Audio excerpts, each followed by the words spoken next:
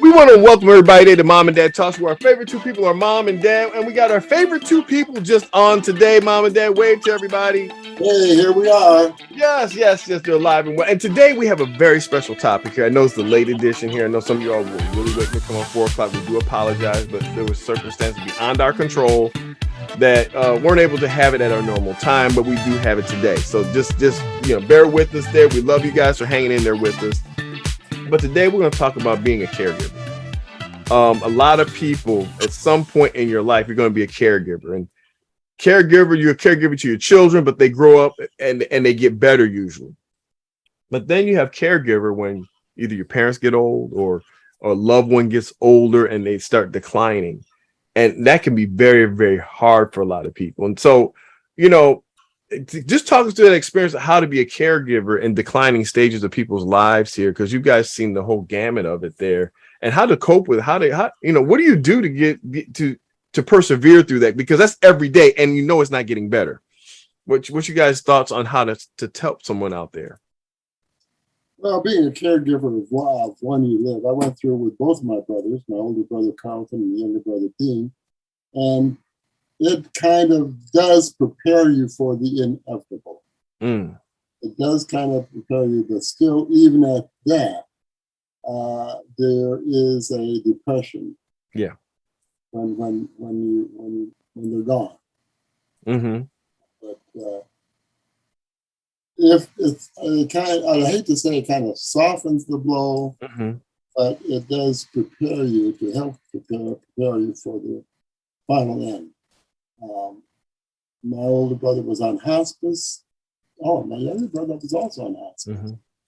And it does help out. Some people need therapy afterwards. To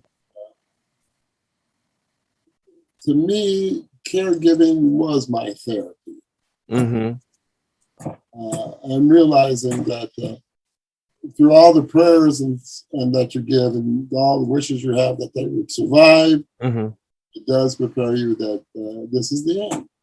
And it helps you to realize we're not here to stay. We're not here to stay. So the things you do for others are the things that count. The things that count. Because all you have left after you're gone are the memories of the good things you've done. For a lot of people, it's also memories of the bad things you've done. For that, I'd rather have people, how did I say it last week? I'd rather have people miss me because I left rather than rejoice that I'm gone. Thank you, Lord, he's gone. Thank you, Lord.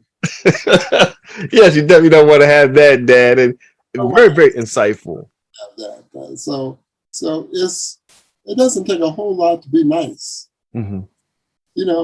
It doesn't take a whole lot to be nice. It's better to be nice than be mean and ugly. And I remember with Chaz Bozeman, before he died, he was dying of colon cancer, and he showed him, and he looked bad, but the people ridiculed him so bad before he died. Ooh, he must be on cracking on, and they didn't know what was going on. And then after he was dead, I'm sure all those people felt bad, but so many people are so critical of other people that you don't recognize when someone is hurting and someone needs some help. So, before you criticize, help. Find out what's happening so you can help the situation. Now, if they don't accept your help, you do what you do, right? But before you criticize, try to make a difference. Go ahead, Mom. What's your thoughts on this? Is coming to the aid of people who need your help. Come a little closer, Mom. We can't hear you. I feel that caregiving is a very important factor in life. In fact, it's in my life, because when I do something for somebody else, I'm putting myself in their place. And what would I want done? Okay, because there is a couple in our church. Her husband he's had some health issues in the line of stroke. He's on a walker, and she takes care of him all during the week. And So I took it upon myself. If she's willing to get him dressed in the state that he's in, getting him on a walker, helping him into the car so they can come 25 miles from their home to a first service at 8:30 on Saturday morning. I say, to God be the glory, because I don't know if I'd have the stamina to even do that. Mm-hmm. So I thought, well, you know what? What can I do to lift the burden of the wife who's taking so good care of her husband? So I decided that I cook every Friday for Sabbath dinner. And I always cook enough so that it includes this husband and wife and maybe 3 or 4 other people that I invite to home for dinner on Sabbath. Well, I want you to know that they count on me to do that, because they come here week after week to eat the Sabbath meal that I have prepared. Now, this week, the caregiver herself had a nosebleed that was hemorrhaging. She had to go to the hospital. Mm-hmm. Now, she's now in need of some attention, but she did not let that keep her down. They stopped the bleeding, but she said, went away. She went somewhere and came. She said, just as she came home, she said her nose blood came out of her faucet. And the doctor, they stopped it and they got it stopped. So I said, well, you know what? I'm going to come to church close to where you live today, talking about today. But yesterday, she didn't ask, but I fixed a dish to take to her today, because she's in that, didn't feel like doing any cooking, I'm sure, but very appreciative of me dropping those 2 dishes off to her. So I say, all in caregiving, it doesn't have to always be somebody that you're related to, but it can be somebody that you care to see that they are taken care of. Now, Delbert is a caregiver to a gentleman in our church, and he's going to be 90 next month. Well, he was invited out today for dinner, the same place we were. And Delbert takes him to the doctor when he has to have doctor's appointments. But the gentleman has not been out to go to church since COVID hit. But these people from the church invited him, wanted this man to come to dinner today. And I thought it was very complimentary to Delbert to go pick the man up after church and bring him out to these people's home for dinner.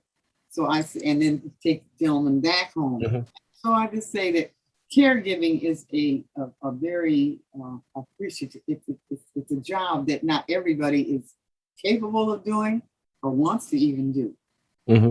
We have to have a passion, become compassionate towards people who are not in the state that we are in, that we are able to really boost and pick them up and give a helping hand. And folks, I just want to encourage somebody.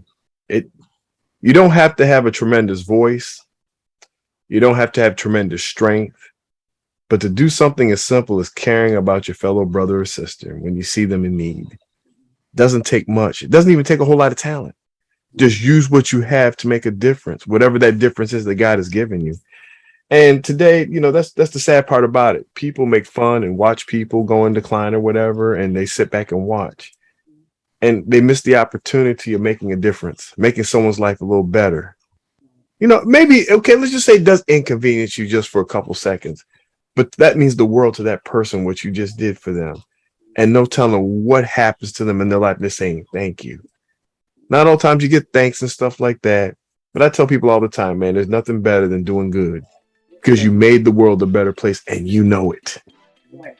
So, folk, Dad, what do you want to say before we end? Giving is not for the selfish. Yeah.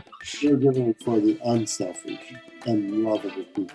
You have to love people to be a caregiver.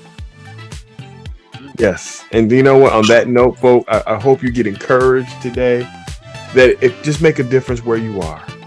It doesn't take much, but like I said, it has a lifetime of implications that make someone have the best day of their life in a miserable time that they may be having. So let's just do that today, everyone. Till next time, go out there and make a difference today. Make someone happy. We love you guys. We'll see you next time on Mom and Dad Talks. Amen.